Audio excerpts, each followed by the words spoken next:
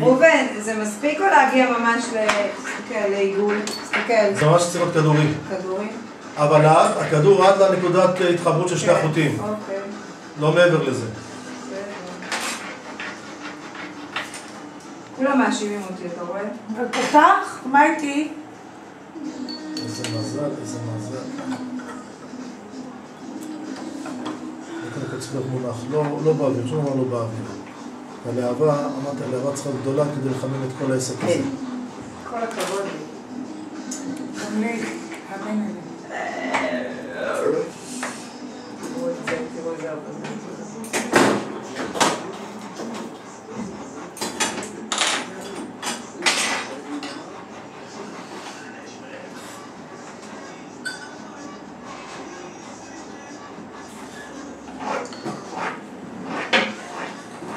תלמיד מצטיין. עושה את עבודתו בנאמנה. העניין הוא... כן, שני כוח, נו.